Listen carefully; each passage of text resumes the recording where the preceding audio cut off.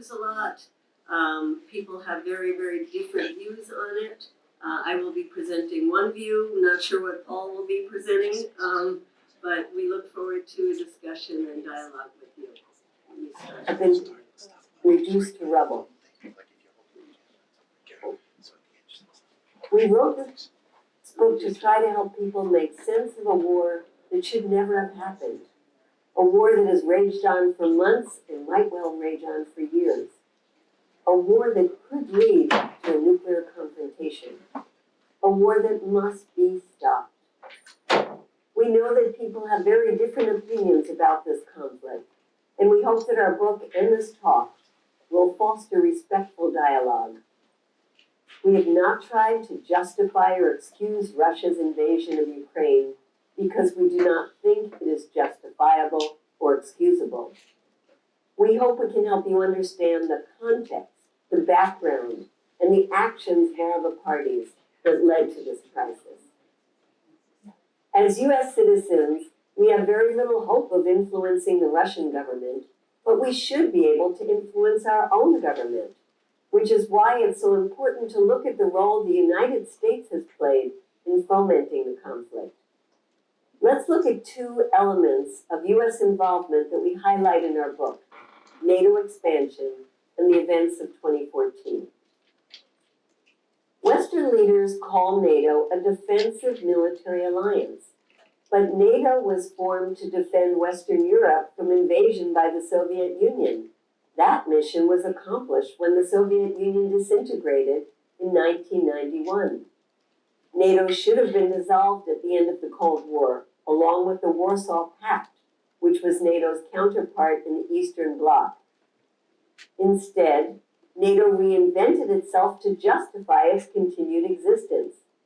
It expanded all the way to Russia's borders, despite many promises that it would not do so, and ignoring warnings from experienced US and Western diplomats that this would lead to a predictable yet entirely avoidable crisis with Russia, as in fact it has. You can see the map showing the various waves of expansion in which NATO incorporated former Soviet republics and Russia's European neighbors. In 2018, the antagonism reached new heights when NATO, under US pressure, publicly promised membership to the former Soviet republics of Ukraine and Georgia. While no definite date was set, NATO began supplying increased levels of military aid and training to Ukraine, including Ukraine in military exercises. So Russia certainly had legitimate concerns about Ukraine's involvement in an ever-expanding military alliance that was encircling Russia with powerful military forces and had already unleashed aggressive wars and occupations in Kosovo in 1999, Afghanistan in 2001, and Libya and Syria in 2011. The other event that served to set the stage for the Russian invasion in 2022 was the coup in Ukraine in 2014. The 2014 upheavals began with massive peaceful protests against the corrupt pro-Russian president Viktor Yanukovych. Unfortunately, though, these protests turned violent and were co-opted by neo-Nazi groups that refused to go along with an internationally negotiated plan for a political transition, and instead, they spearheaded a coup. The extent of US support and involvement in this coup is still shrouded in secrecy, as are previous US-backed coups in Iran, Chile, and many other countries. But a leaked audio tape of Assistant Secretary of State Victoria Nuland and US Ambassador Jeffrey Pyatt exposed their roles as coup managers as they handpicked what positions each of their Ukrainian collaborators would assume in the post-coup government. Although the original peaceful protests in Ukraine were about wanting to join the European Union, Nuland dismissed the European Union's more popular choice for prime minister, Vitaly Klitschko, with her infamous F the EU remark. According to a Gallup poll conducted in April 2014, nearly 50% of Ukrainians rejected the legitimacy of the post-coup government. This led to rebellions in parts of Ukraine that were ethnically and culturally close to Russia. In Crimea, a peninsula on the Black Sea with a mostly Russian-speaking population that was part of Russia from 1783 until 1954, as well as in the eastern provinces of Luhansk and Donetsk. In Odessa, 42 anti-coup protesters were burned to death by a mob on May 2nd, 2014. The new government in Ukraine was rejected by the parliament in Crimea, and a referendum to rejoin Russia passed overwhelmingly and was accepted by Russia but not recognized by other countries. The provinces of Luhansk and Donetsk also passed referendums declaring themselves independent from Ukraine, leading to a civil war that killed an estimated 14,000 people. Many Ukrainian military units based in this region defected to the self-declared People's Republics or refused to fight their own people. So the Ukrainian government formed new National Guard units to fight the separatists. These included units like the Azov Battalion, recruited from the same neo-Nazi groups that took up arms to spearhead the coup in Kiev in February 2014. The worst fighting of the Civil War ended in February 2015 with the signing of the Minsk II Accord. This was drafted by France, Germany, and Russia, and agreed to by Ukraine and the self-declared republics. It set up a ceasefire in a buffer zone between the warring parties and was monitored by 1,300 monitors and staff from the OSCE, which is the Organization for Security and Cooperation in Europe. While the ceasefire largely held from 2015 to 2022, the Ukrainian government failed to implement the political aspects of the Minsk II agreement. It had agreed to grant Donetsk and Luhansk a new autonomous status, but each time the Ukrainian government tried to move forward on this, extreme right-wing forces re-exerted their power and insisted that Ukraine must instead keep fighting to recover its lost territories. NATO and the US also bear responsibility for the failure of Minsk II. Despite officially claiming to support the agreement, NATO and the US, under both Trump and Biden, kept building up Ukraine's military, encouraging the Ukrainian government to believe it could eventually recover Donbass and Crimea by force, and that the US and NATO would support that. As tensions were reaching a boiling point in December 2021, Russia took the initiative of drafting two mutual security treaties, one between Russia and the United States and the other between Russia and NATO. These were not take-it-or-leave-it demands, but drafts for negotiation. Unfortunately, the United States and NATO summarily dismissed Russia's proposals. By building up Ukraine's military, promising Ukraine NATO membership, and dismissing negotiations, the US and its allies turned Ukraine into a dangerous weapon in their revived Cold War against Russia. Then, in the days leading up to February's Russia invasion, the OSCE ceasefire monitors documented thousands of explosions around the ceasefire line in Donbass, mostly on the Donetsk and Luhansk side, indicating a major escalation of artillery fire by Ukrainian government forces. So even in the immediate causes of the war, it is deceptive to describe the invasion as unprovoked, as Biden and US officials routinely do. By early 2022, Russia had amassed large military forces near Belarus' border and its own borders with Ukraine, all the while denying that it had plans to invade.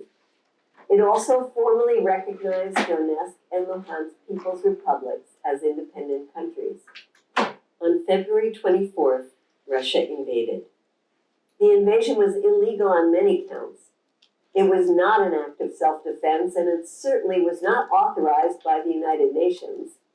Under international law, including the Kellogg-Briand Pact and the UN Charter, the invasion was an illegal crime of aggression. Russia did not just move its invading forces into Donbass to support the breakaway republics, but it launched offensive towards the capital Kyiv and the second largest city, Kharkiv, in the northeast, and into the southern part of Ukraine from Crimea. Western analysts generally agree that Russia must have hoped to take quickly Kyiv and install a friendly government, but it encountered strong resistance from Ukrainian forces and was forced to withdraw from the north.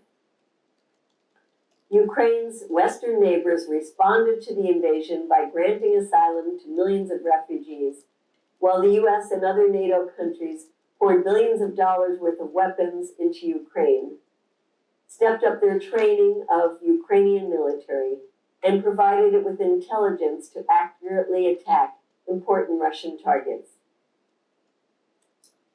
There's been little or no accountability for the weapons flooding into Ukraine.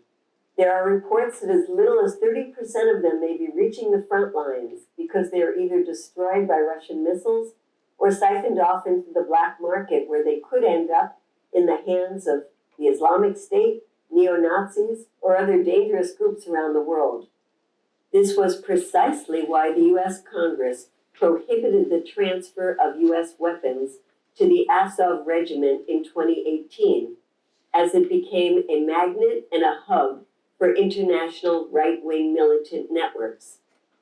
Yet after the Russian invasion, all restraints were lifted, and thousands of tons of powerful and advanced weapons have poured in over the Polish border. There was so little debate about this in the US that when Congress passed an enormous $40 billion package for Ukraine, with most of the money to be spent on more and more lethal weapons for up to another decade, not a single Democrat voted against it. Not even Congresswoman Barbara Lee, who cast the lone, wise, and prophetic vote against the disastrous war in Afghanistan in 2001. In our book, we explain the peace negotiations in Turkey in March that could have already ended this war, and the largely unreported role of the US and British governments in killing those talks. The talks during the first month of the war produced the contours of a 15-point peace plan for a ceasefire, a Russia withdrawal, and a future for Ukraine as an independent, peaceful, and neutral country. On March 27th, President Zelensky told a national TV audience, "Our goal is obvious: peace and the restoration of normal life in our native state as soon as possible." Under the draft agreement, Ukraine would neither be a military ally of the United States and NATO, nor of Russia, with no foreign military bases or installations on its territory. Ukraine would get security guarantees from other countries. Russian speakers in Ukraine would be free to speak, read, and study in Russian. And the future of Crimea and Donbass would be determined by an internationally accepted political process during a transition period of several years. But none of that came to pass. British Prime Minister Boris Johnson went to Kyiv on April 9th and told Prime Minister Zelensky that the UK would not be party to any agreement between Ukraine and Russia, and that the collective West, as he called it, saw a chance to press Russia and was determined to make the most of it. Turkish diplomats who had been mediating the ceasefire talks reported that US Defense Secretary Austin delivered a similar message to Zelensky, and that these messages effectively killed their peace efforts. So early hopes for a negotiated peace were dashed, largely as a result of US and British determination to weaken Russia, even at the cost of rivers of Ukrainian blood, in an open-ended war that could last for years. The undermining of ceasefire talks was a tragic lost opportunity.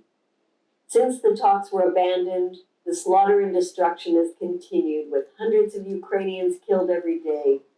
Russia has taken control of more territory, and despite the successful Ukrainian counteroffensive, Russia now occupies 20% of Ukraine.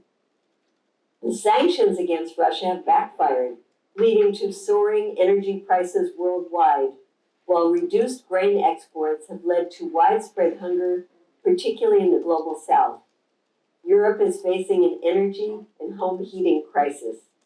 Meanwhile, no sign has honestly or publicly explained what its goals are in this war, or why they can possibly justify the total destruction of Ukraine and even the greater danger of nuclear war.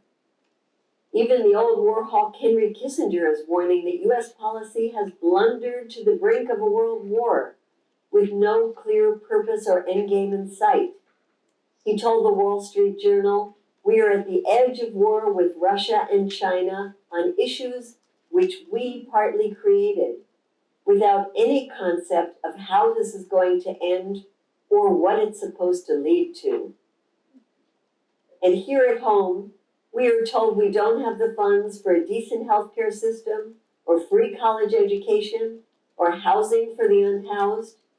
We cannot allow our public funds to be squandered on yet another unwinnable war and an even more all-consuming military budget. Governments in the global south are watching the impacts of this war plunge millions of their people into hunger and famine, while Europe's energy crisis is already sinking the continent into a recession. We in the US have been relatively unscathed by this war compared to many people elsewhere, but we are already facing rising prices which will get worse as the war continues, and the US will not be exempt from the impacts of this looming global recession. With climate chaos jeopardizing the very future of life on this planet, this war is derailing our efforts to confront the climate crisis. Instead of a Green New Deal, we are now watching a mad scramble to produce more oil, gas, and coal, as energy companies reap record profits from their disaster capitalism. And while the climate heats up and governments and corporations shift their already inadequate climate plans into reverse, Russia and the US are threatening us with yet another existential disaster, a nuclear apocalypse. We understand that some people may disagree with our analysis of this conflict, but hopefully we can all agree that we must do whatever we can to bring this war to an end. And that's why Code Pink is part of a coalition called Peace in Ukraine. We pressure our members of Congress and the White House to call for negotiations. We call on the media to promote the voice of peacemakers. We distribute our messages via social media, and we educate the public, including getting our book into libraries and classrooms. And we encourage you to join us.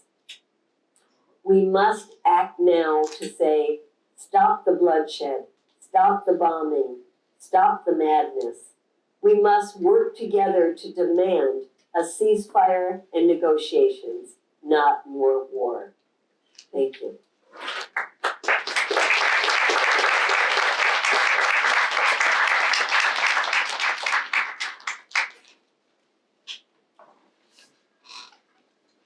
So before we get into the discussion part,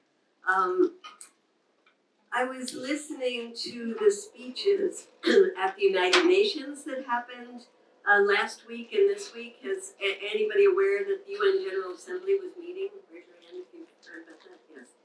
And so every year they come together and the leaders around the world give talks about what they think are the most important issues of our time. And my colleague that I wrote the book with, Nicholas Davis, and I listened to every single one of those speeches, and we culled from them the excerpts from 66 different countries.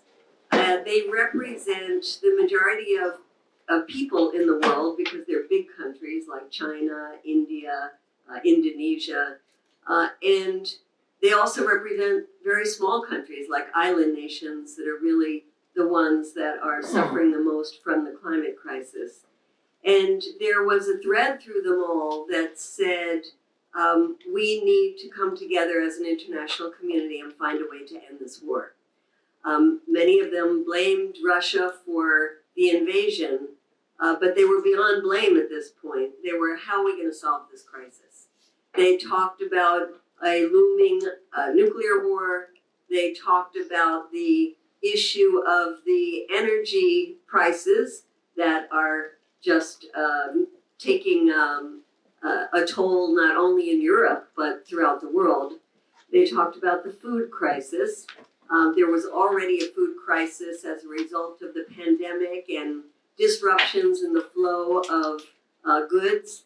And then having this crisis on top, that little did we know how much Ukraine and Russia contributed to the world's grain supplies and fertilizer supplies. There were prime ministers and presidents from Latin America saying our farmers don't have fertilizers now, and this is going to affect the year's harvest. And so basically what all of them are saying is, we need you to find a way to stop this. And we can go in the discussion to say, is it possible to get Russia to sit down at the negotiating table?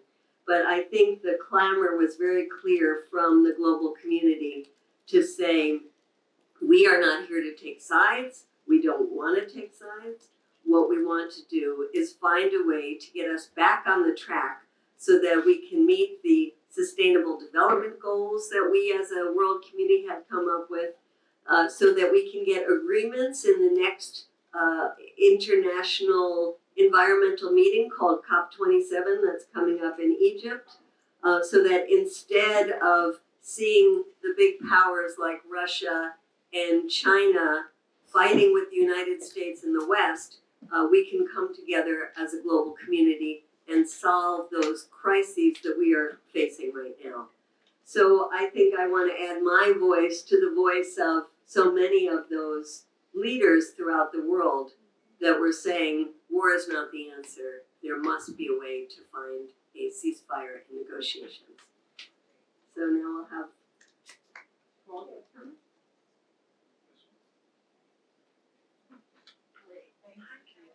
I wanted to introduce my wonderful colleague, Fritz, who's a professor in the science department. He's going to give a few comments, and then we'll open it up to your questions and comments. There's a mic here in the aisle, and I'm looking forward to Paul Fritz.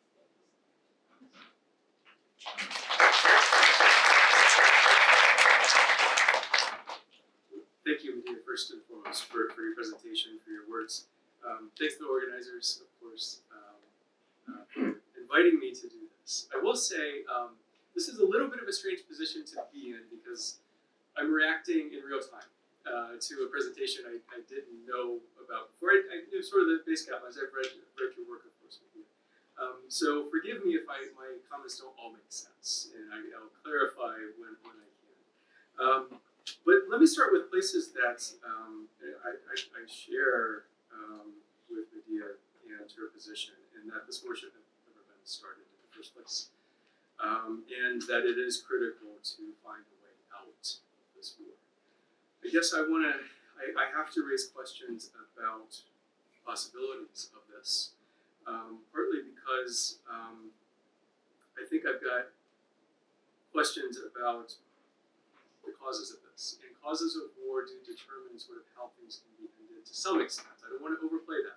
War takes on a life of its own, and strategic aims can change during conflict and all kinds of things. So, but looking at sort of the run-up to the war, and I think the presentation of sort of in 2008, this idea that NATO would eventually at some point incorporate Ukraine and other states, angered Russia, certainly. NATO expansion before this seemed to anger Russia too, although Putin was sort of wishy-washy at different times. The 2014 activities with the protests in Maidan and others, sort of pointing to the U.S. role here. I want to look, I'm not denying that those play a role in any way, but I have questions that center more on Russia's role with this, and Putin's take on what Ukraine was and what it could be. just a few points that I'll put in, and we can discuss this or ask questions about this or whatever. If it was NATO expansion, I'm unclear how invading Ukraine actually, if NATO expansion is what caused Russia to feel so insecure, how invading NATO, sorry about that, or invading Ukraine would actually make a difference. And in fact, my view with this, George W. Bush made a terrible mistake by publicly pushing for Ukraine to join NATO. It was a strategic mistake, but everybody knew NATO was never going to accept Ukraine anytime soon. And in fact, in 2014, Putin made this abundantly clear to everyone by invading Crimea with his little green men, not uniformed military service personnel, but certainly Russian personnel, but which he admitted to later. Meaning, and then taking parts of the Donbass and others by supporting the separatists. Ukraine was never going to join NATO as long as it had a border conflict with Russia. So it's unclear. NATO wouldn't accept it, right? Because that would be effectively declaring war on Russia by accepting Ukraine into this. So that said, it's not that external pressures on Ukraine wouldn't play a role in this, but I also want to highlight a little bit about what Putin has said. Putin, for a while, has denied the agency of Ukraine by saying Ukraine is not a real nation. When George W. Bush was in a summit with Ukraine, with Vladimir Putin in 2007, reports that Putin told him, quote, Ukraine is not a nation, not a real nation. In his 2008, that Bush pushes for NATO to include Ukraine. 2021, Putin puts out this historical narrative about sort of how Ukraine isn't really a real nation and all of this. There's something going on here from the Russian side that is certainly playing a big role, not just in the invasion, but also the inability to find a peaceful solution to this. I'll talk more about that other stuff later if you want me to. I'm happy to talk with Medea about this in further detail. But in terms of finding a chance for peace, the U.S. role, Medea highlighted in the video, and talked about this, and here, let me agree completely, we need to be asking questions about the U.S. role and investigate this. But I want to highlight sort of the role that Russia's played here. There's a report from Reuters that Dmitry Kozak, Russia's chief envoy to Ukraine, actually struck a deal with the Ukrainians that would make it permanently not part of NATO, have security guarantees from other countries, and this was a deal struck between Ukrainians and Russians before the war started, before the invasion. And Putin rejected it on hand. Sergei Lavrov, the foreign minister of Russia in July 2022, had said that, basically said in an interview with Russian state TV, that compromise was no longer an option. That now the geography is different, was the quote, that more regions might be taken, it might be needed to be taken. And we can see this with the results of the referenda that have recently taken place in eastern and southern Ukraine, and the annexation of those areas tomorrow by the Russian Federation in a treaty ceremony. What I see here sort of is in a sense, and this maps very well with some political science literature on expansion of war aims during war. No matter what the original causes was, even if we disagree with that, what we've seen is an expansion by Russia in terms of what they want to achieve.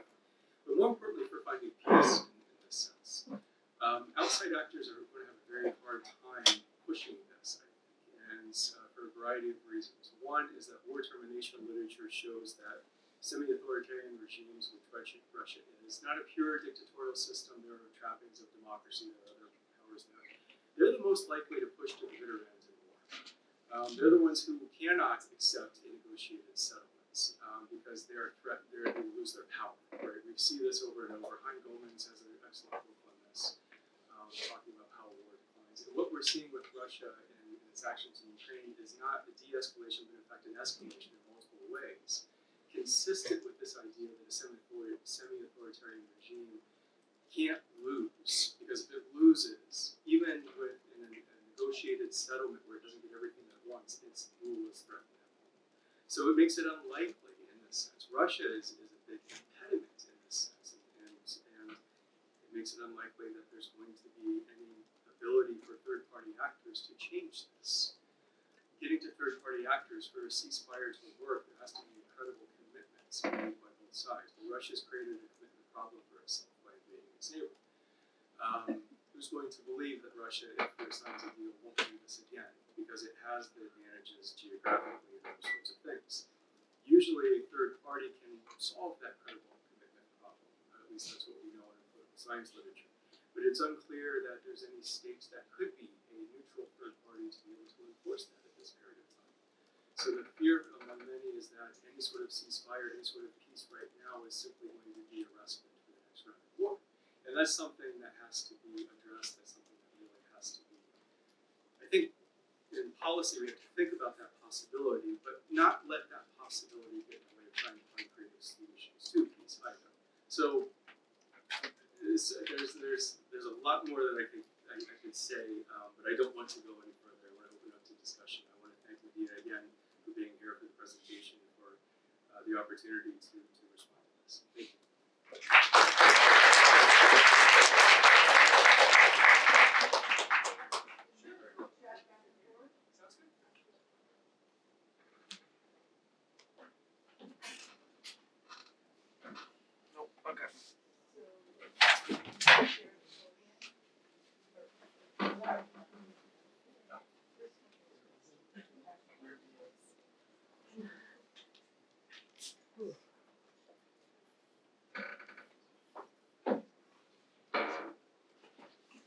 We'll have their little discussion back and forth, but hopefully you'll have some questions. And again, here's the mic to line up to ask questions or comments. Great, just a couple of responses to Paul. Zelensky, when he ran, during his campaign for president, he ran on a peace platform. He ran saying that he was going to make sure that the Minsk agreement was enforced, that there would be peace in the Donbas region. And then when he got into power, he found it very difficult because the right wing in that country was actually threatening his life if he moved forward on the plans that he had. So when you say it's difficult for the Russians, I agree it's difficult for Putin because he staked his reputation on this.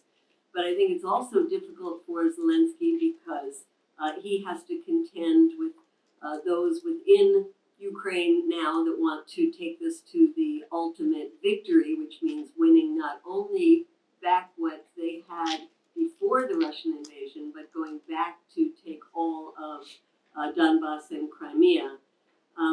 But I do think that, and I don't think authoritarian or semi-dictatorial, however you want to characterize Russia, regimes are any harder to get to agreements than the supposed democracies, because, you know, look at the United States and how it took us 20 years to finally get out of Afghanistan and lose, and how we're still in Iraq in some ways after all the years of having invaded that country on the basis of lies. So the U.S. has a very hard time getting out of bad situations it got itself into, wars of choice. And then in terms of the possibilities for a dialogue, I am heartened by the fact that there has been dialogue.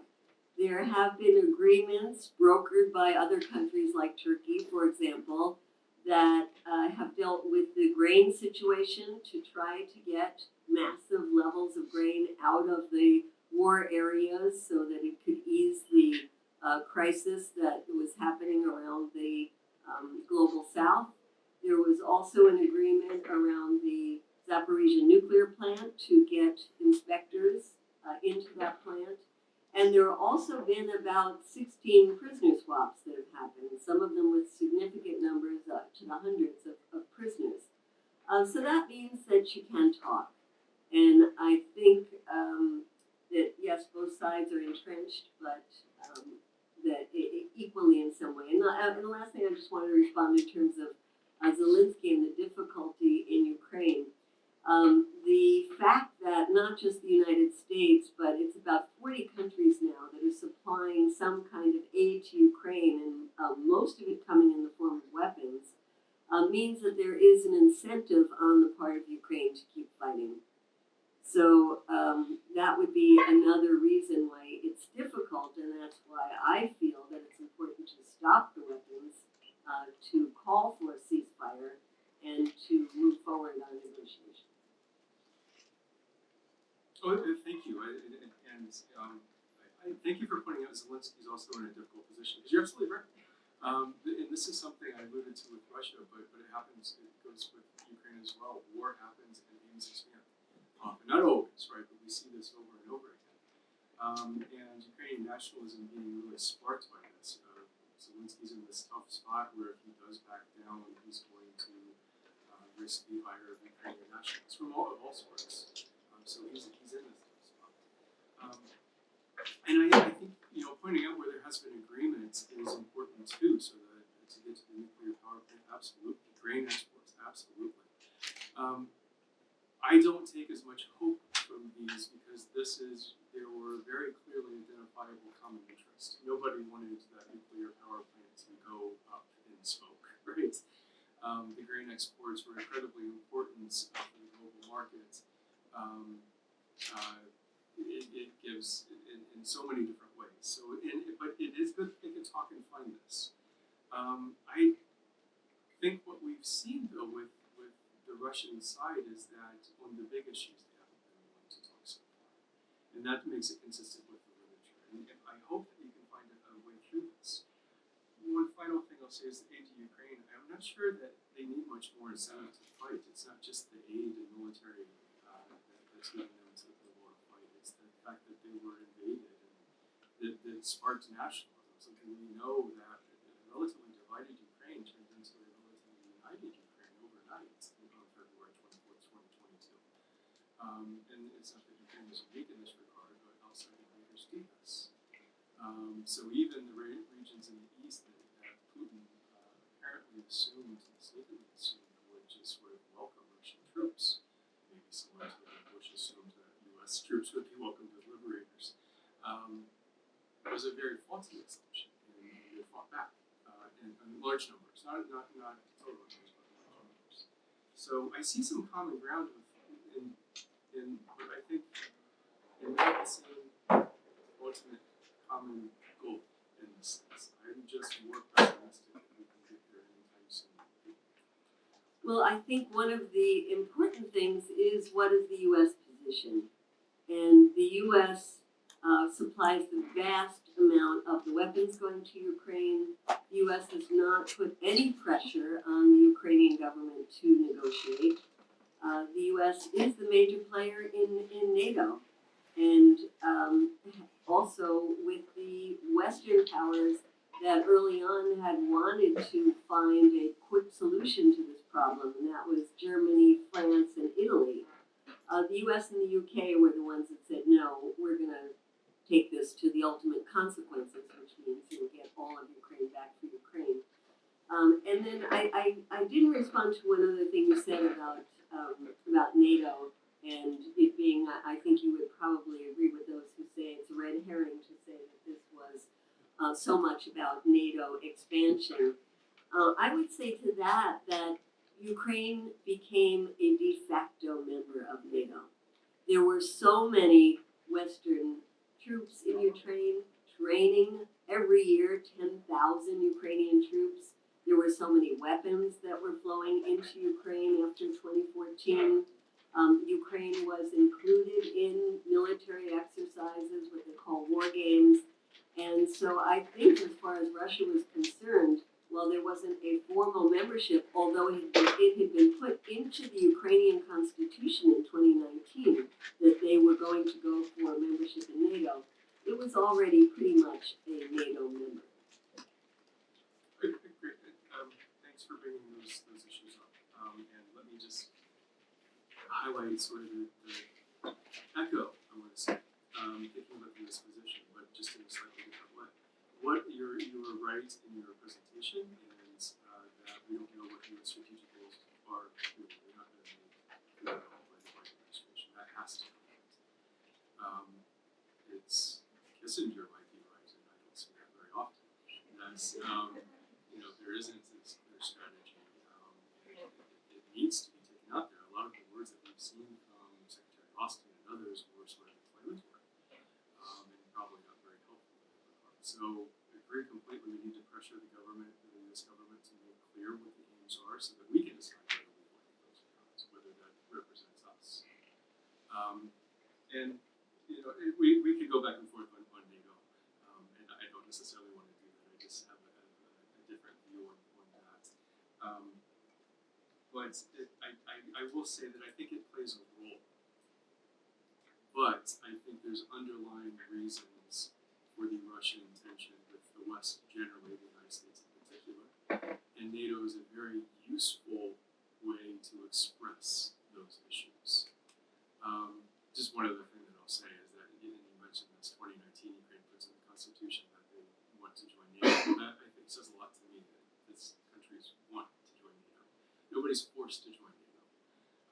Countries have been clamoring to join NATO since 1991. In 1991, the president of the Lithuanian Republic symbolically applied for NATO membership, even though he couldn't do anything. So it is, there's the U.S. role here is encouraging members, certainly, but this is Ukrainian agency that we're talking about in this sense, that we have to, I think, center in this discussion. Well, I think we have to look at the stability of the region as a whole, and if joining NATO was going to lead, or the attempts in putting it into the Constitution and all of that, that was obviously, as we heard from many U.S. experts, including now the present head of the CIA, William Burns, it was crossing a red line that was going to lead to a war, and here we are, then it doesn't make sense to allow any country to join an aggressive military alliance that is threatening to its neighbors. So the U.S. and Russia get to decide what small states do? I think that the U.S. is always and has a history of trying to decide what other countries do. I think, as we said in the presentation, NATO is an aggressive military alliance. The U.S. was footing most of the bill for NATO until recently, and so countries could join in that without having to commit a lot of their own funds. And yes, there are countries that were part of the Soviet Union before that wanted to be protected from Russia. But there was a much better way, and that was to include Russia in a European security alliance, which is something that even the head of France had talked about. And it would have made a lot more sense to go that direction instead of the U.S. pulling Europe towards the United States, breaking now the relationship that the Western countries did have with Russia, and creating this kind of, this new Cold War that could spill out into a nuclear war. Russia was brought into the U.S. or to the NATO-Russia Council. There was the very first time in the alliance history that an outside member was brought in to Brussels to be part of NATO political deliberations, not military, right? So there was an effort to do this, to reach out.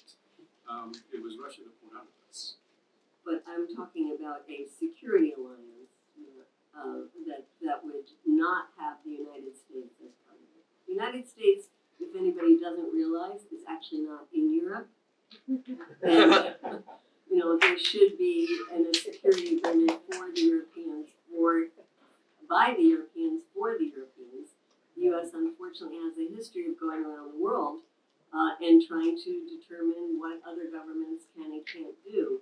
And that's why the North American Treaty Organization, NATO, should not be fighting wars in Libya, should not be fighting wars in Afghanistan, and as far as I'm concerned, should definitely have been dissolved. And we wouldn't be in this situation. Slightly different take. I think that research suggests, and this is research I haven't brought up yet. I studied defeated great powers in a book-length project, and all defeated great powers resent the settlements that they have, that are given to them or negotiated, whatever it is. Every single one of them from 1815 on, there are 13 different cases of it. No matter how nice you are to defeated states, they resent and reject the settlements. Russia's acting just like every other defeated state in history in this regard. And the rejection of the post-Cold War settlement started in 1991.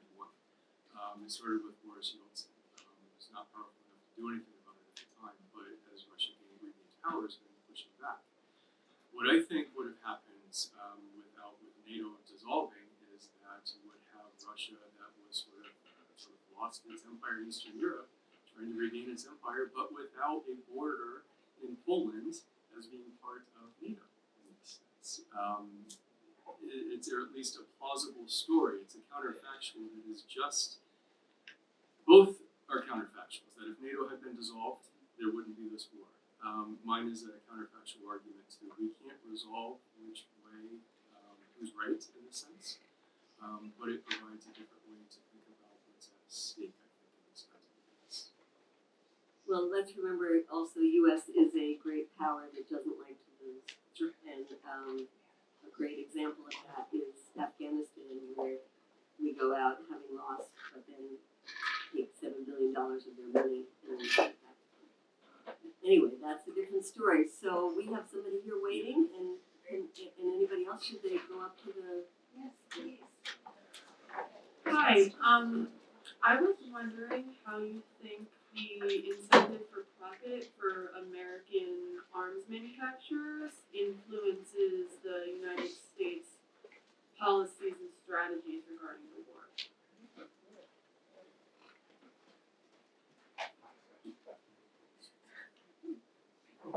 I think Paul should stay, and we keep this discussion. But you can talk to me anytime, so please talk to me. Ask questions mostly. It's great having both. I love that question, and I don't know the answer to that question. It is amazing how much power the weapons companies have in this country. My partner Ty Berry and I, we were just with a group yesterday that went into the offices of some of our Republican senators because we were trying to lobby on this and other issues. And they brought up, where was it, in Arkansas or Iowa, the Tomahawk missile? Iowa. In Iowa, where they said, yes, my senator is very concerned about the blank check that we have for Ukraine and wonders about the transparency and all of that, all of those weapons going there. But let's remember, we have a important base of weapons manufacture of Tomahawk missiles in our state. And so that tends to sort of temper his concern about what happens to these weapons. And he kind of, just said it in this meeting. It is pretty remarkable. We call ourselves a democracy, but we have this terrible revolving door between the military companies, the Pentagon, and the White House and the Congress. And if you go into Congress, which is hard to get into these days, post COVID and the January 6th uprising, it's no longer the people's house. You can't just go in, you have to have an appointment. But if you do get into the Congress, you will see that there are, in the congressional offices, there are Pentagon fellows who are placed in those offices. And many of those Pentagon fellows have come from the weapons industries. And so it's just a terrible conflict of interest that does play a role in policy. And how much, I don't know. But it is important for us to try to put that in context when we look at these issues and see how much money is being made from these wars. And the first round of money that the U.S. gave was using up a lot of the war material that the Pentagon had and was sending it over.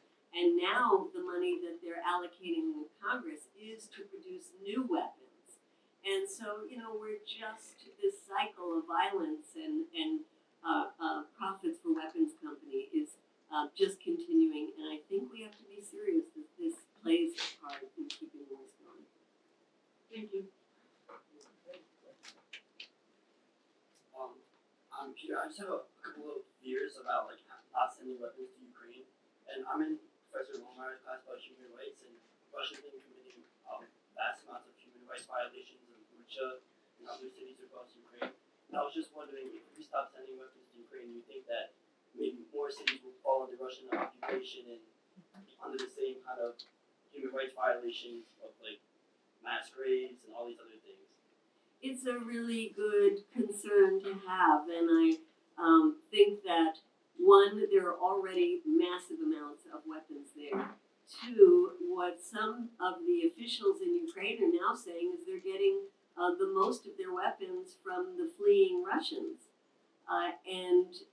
So I think there's already just so many weapons there for probably keeping a war going for a long time to come.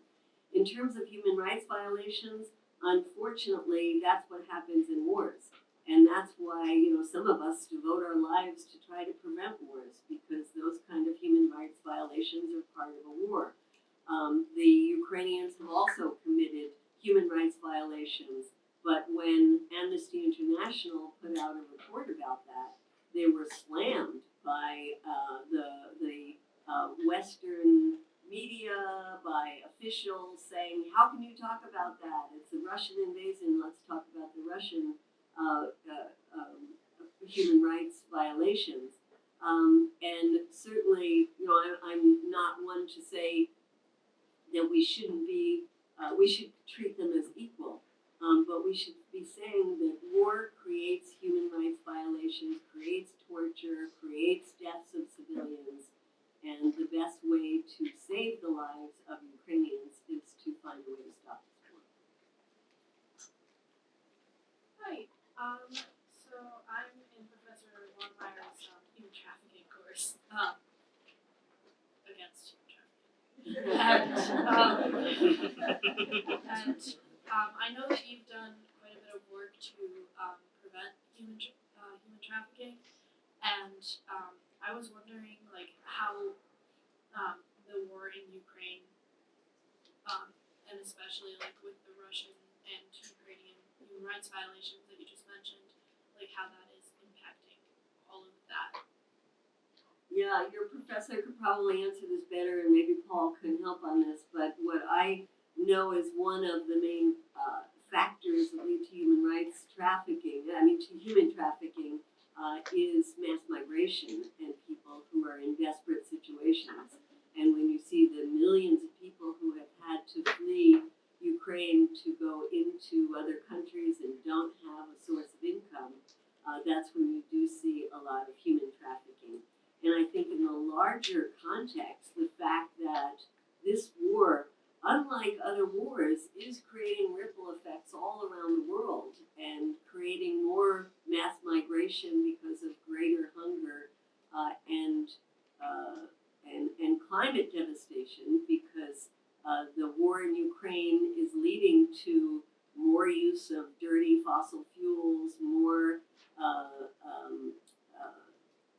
people having to flee areas for both climate issues as well as the war itself, is a recipe for greater human trafficking. Yeah, I just add a little. You're right in this sense. When we see war, we see human rights violations. When we see war, we see an increase in human trafficking. The data show this pretty clearly, and it's around the world. And this is a problem that is going to be incredibly difficult to disentangle and to address because of the mass migration from Ukraine to other places, but also the other dislocations that you were talking about. So I agree. I think that it is something that we absolutely have to pay attention to. The UN is paying attention to this, or trying to, but it's really hard, especially in a conflict zone. Extraordinarily difficult to get accurate figures in this in real time. Hi. As a European citizen, I have the chance to speak about European people about this war. And one of the main concerns that I learned from many, and almost every person I spoke to, I have friends, is that this war was not for Ukraine, but more against Putin and Russian extension. And in that case, I think it might. Do you think that then the idea of not looking for any peace treaty or any end to the war, but the end that we are seeking, at least in Europe, that is the defeated Putin and Russian extension, is that and illegitimate? Just because not just, but do you think that this concern of Russian extension is less problematic than the fact that there are people dying in Ukraine? Or in the sense that is that a legitimate political objective to refuse any peace until there is the end of this problem that is Russian extension?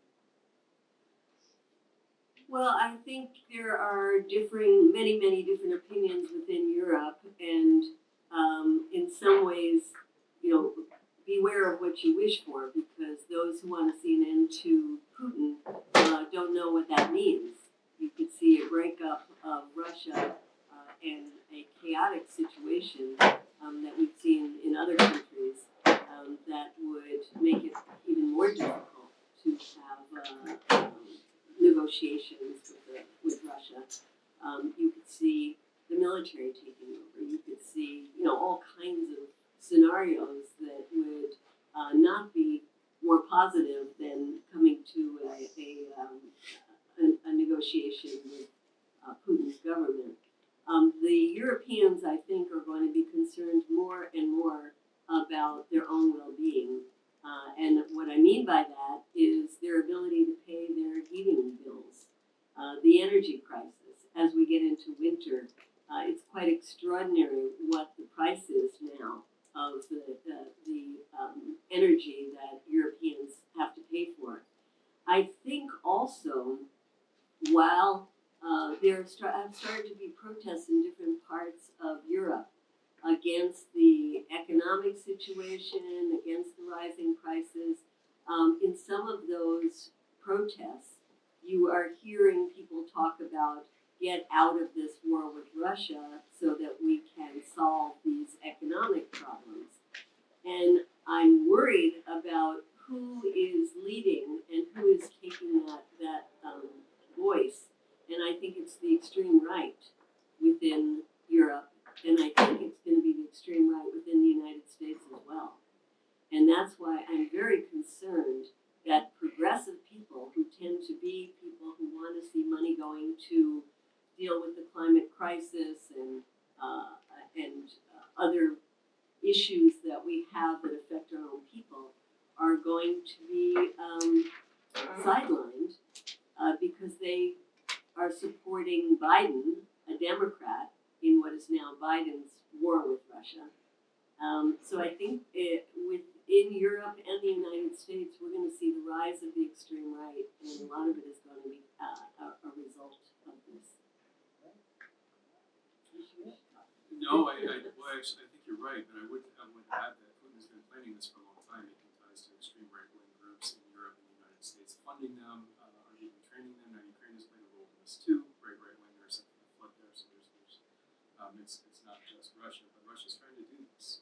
I will also agree, sort of, the end of Putin, it is a be careful what you wish for scenario. But the way that I took the question was more about expelling Russia from the occupied territories. Whether that includes Crimea or not is another question, because that is, by international law, it's an occupied territory, too. If it's that, then it's a question, in my mind, the key thing that I'll be watching with Europe is Europe going to be able to handle the higher costs that they're going to be facing, undoubtedly facing, and maintain unity for the principle of territorial integrity and the norm against territorial aggrandizement through military intervention. And when it comes down to the pocketbook issues versus principles, especially in a place that's a little bit away from your home, right? Ukraine is on the edge of Europe. It's important. Seeing how that plays out is going to be really important for sort of the course of where this goes. So I don't have an answer for you, but I'm certainly ready. But do you agree, and are you seeing that more conservative and more, are taking advantage of the situation? Totally. I mean, you can see, I don't watch Tucker Carlson, but you can see it on Tucker Carlson every night. But you can see this in other sorts of positions.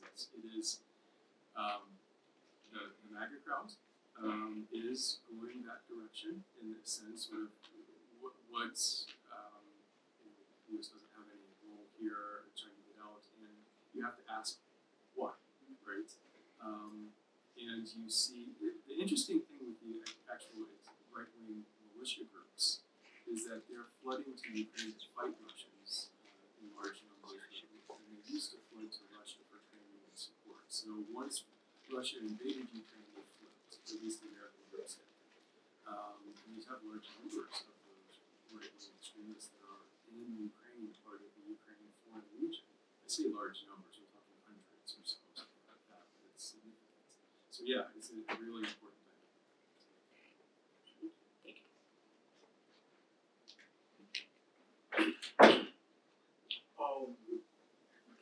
Hi, I'm in Professor Fritz's class, and my question is, after learning a lot about like the West's involvement in the war, if we end up reaching like a treaty settlement, what kind of penalties do you think Russia's gonna end up facing, and you think it's gonna lead to retaliation? And what's the last part? Do you think it's gonna end up leading to like retaliation? Like because of like if we end up reaching a treaty, some of the penalties are probably gonna be really severe. I wonder if that could end up leading to like retaliation. Retaliation from Russia. Yeah. Well, certainly Russia is going to be asked to pay reparations to Ukraine, and that's going to be very tricky. On the other hand, many of the Western countries, including the United States, are also going to be asked to pay to rebuild Ukraine and are going to want to support the rebuilding of Ukraine. In terms of retaliation from Russia, I think what we're seeing is a huge shift in global geopolitics, and that the sanctions that the West has placed on Russia are going to hurt more the Russian people as time goes by and they kick in more, but are already forcing Russia to align itself closer to China and align itself closer to other countries that don't want to suffer the economic consequences and actually want to buy cheap oil that Russia is selling now at a discount. So this is creating a new alignment of countries that I think is going to it's hard to see where it's going to lead to, but I don't see in terms of retaliation. What I think is that the Europeans are cutting themselves off from Russia for the long term, and that Russia will be part of a sphere that is more Asia-oriented than towards the West. Yeah, well, I agree with that conclusion, but I especially agree with it's hard to tell, to know exactly. We'll say there's some limits to what we're seeing. So in direct, before I do that direct question, or direct answer, quick answer to the question, they don't see a word in settlement emerging where there are any penalties for Russia that they want to accept. So in that sense, back to these larger geopolitical issues, there may be some limits that we are seeing. Right? China is buying lots of Russian oil, but they can't get in Russian oil. Right, so China got a good deal, essentially. They took advantage of Moscow's disadvantage vis-a-vis the West. Xi seemingly dressed down Putin at the Shanghai Cooperation Council meeting. Kind of publicly it wasn't there too much there, but it was clear something was going on in the back. So not that Russia doesn't want to go with China, absolutely. What we've seen over the past decade, if not 15 years, is Russia's been making more and more overtures, and you haven't seen China reciprocate to a large degree. Before the invasion, she said there was no distance between the friendship in Russia and China, which was everybody thought it was a signal, but we're starting to see cracks. So it will be fascinating to see where the geopolitical sort of winds go. Yes, Russia's certainly pushing east, more so in that direction, but how far it can go will be fascinating.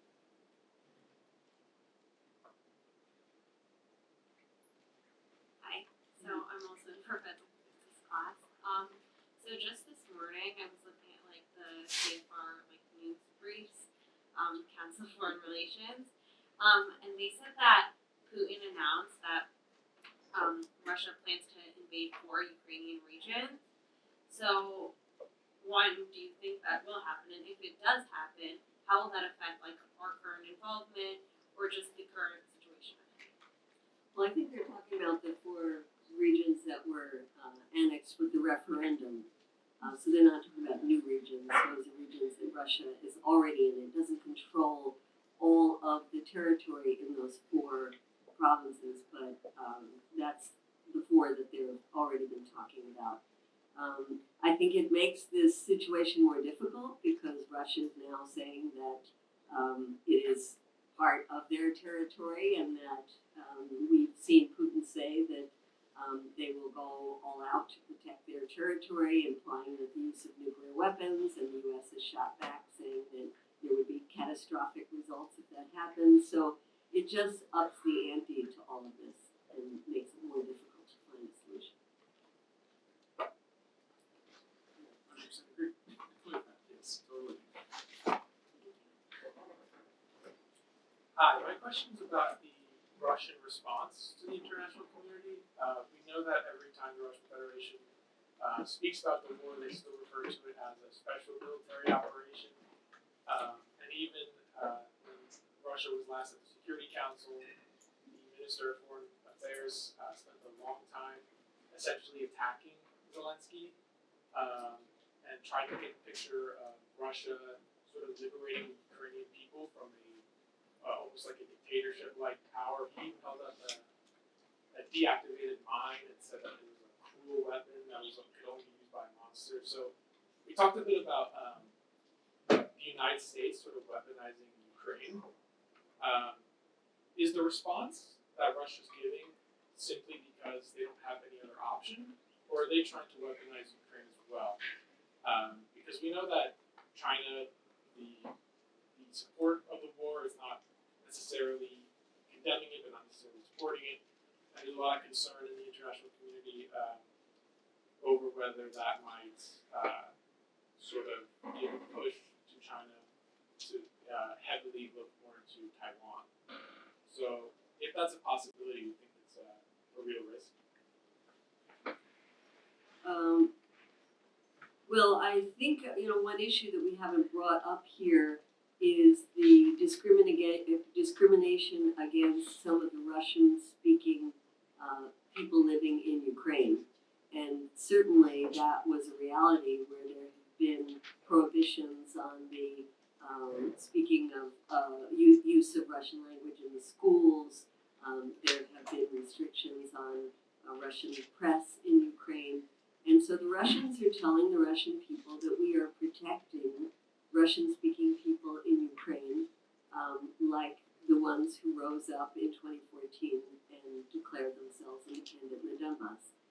And I think because of the lack of free press in Russia, just as there's a lack of free press in Ukraine right now, I mean, when you're in war, usually one of the casualties is free press. The Russian people tend to hear what the Russian mass media is telling them. Now, we know that there are protests in Russia, that there were protests when the war first started. Those died down. Now there are protests against the recruitment of hundreds of thousands of more young Russians, and many of them are leaving the country because they don't want to fight. So we know that there is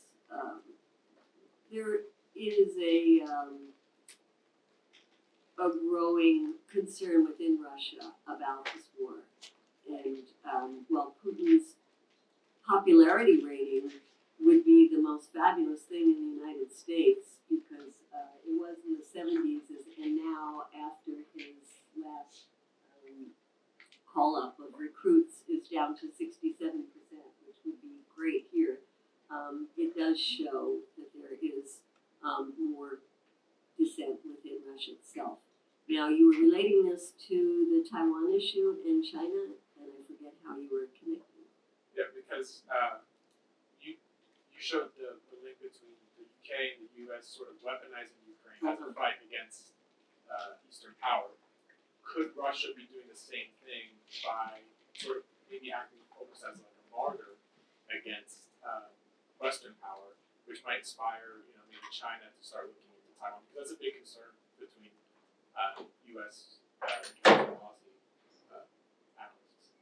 Yeah, I think the opposite, in the sense that the Chinese have been very upset about the U.S. antagonism around Taiwan and the one China policy.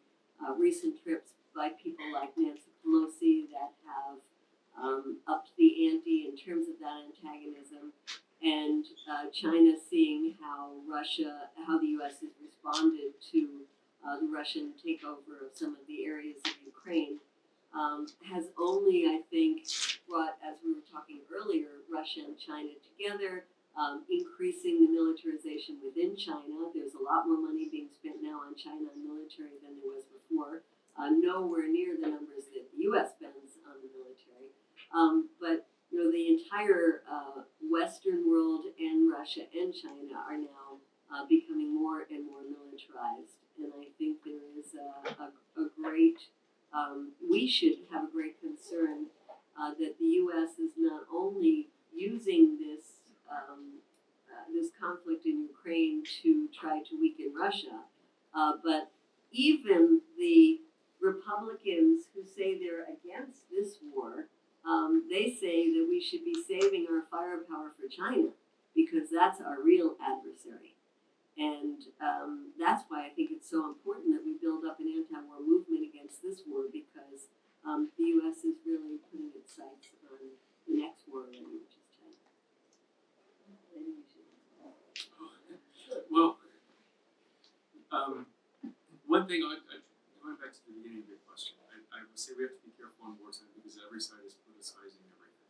Right? Ukraine has incentives to do this, Russia has incentives to do this. We see this at the beginning of the war. Russia was talking about all the Nazis in Ukraine and the denazification. That's important and symbolic because it's harkening back to the Great Patriotic War, World War II. Right? And everybody in Russia knows what the Great Patriotic War was about, the suffering and the consequences and the sacrifices that were needed. So it was to mobilize Russian support for this. Ukrainian soldiers might be told they weren't really Nazis and they were reporting this back.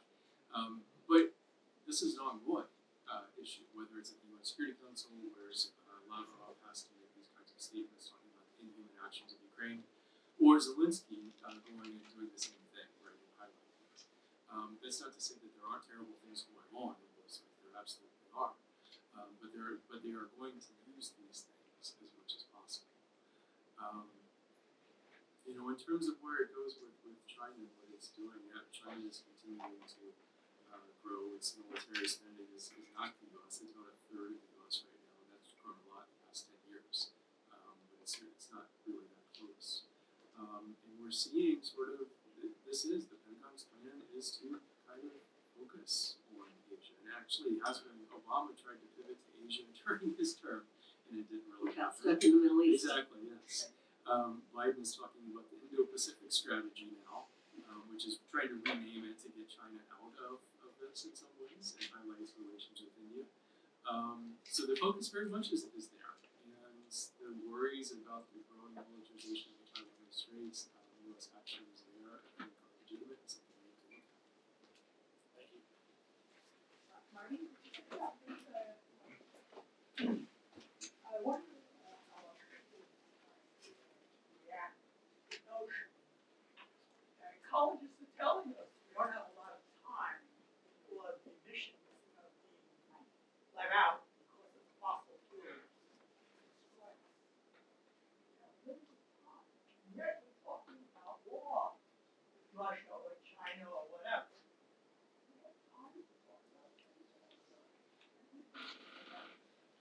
Well, it's not just talk about things, it's do something about them. And when I was listening to some of these speeches at the UN, there were heads of state from the small island nations who said, you in rich countries had promised $100 billion for a global climate fund years ago, and you haven't delivered on it. And now you've already put probably $100 billion into Ukraine. And why are we spending more money on this one war in one place? Because let's remember, there are unfortunately wars going on in many other places now as well, including Yemen, where the U.S. is supporting the Saudis in their destruction of that country. But they're saying, why are we spending money on war instead of spending money on this climate crisis? And so it's about where we put our dollars, where we put our energy, our resources, War is the biggest polluter in the world. The Pentagon is the biggest polluter in terms of a non-state entity in the world. And I am very fearful at what's going to happen at the COP27 meeting happening in November, when you can't get China and the United States right now talking to each other about the climate crisis. You know, John Kerry is the climate envoy, supposed to be doing it, and he says right now we're not having discussions. So yes, we should stop engaging in war, stop funding war, and certainly put our entire beings and money into dealing with the existential crisis of the climate. Look, I agree with what you're saying, and actually we should have less comment. Right. So let me just be very quick. I think we have to do both, because I think that the wars actually impact the ability to negotiate with China and others around the climate. So not that I want this, right? I want there to be a war, but I think that if this invasion happened, we have to deal with it at the same time of climate change long term. And if things go wrong in Ukraine, there's going to create a situation that's going to be harder to get agreement between the US, China, and Europe that account for the vast majority of emissions to actually do it. So we get to do both at the same time. Maybe as a last comment, Medea, what's one thing people could do to address these gigantic challenges? So we have a coalition called Peace in Ukraine. You can go online and check it out, peaceinukraine.org. You can also look at the website of my organization called coup.org. And on these websites, we have lots of ideas of what people can do. If people want to get a copy of my book, we have a QR code at the back that you can pre-order copies right now. And I hope it's okay to ask if anybody wants to come up here and join us in a photo op. You want to come forward, Tyke, for Peace in Ukraine? Can we do that? Is one of our things? Yeah. We have a little room if anybody wants to come and join us. But before that, please join me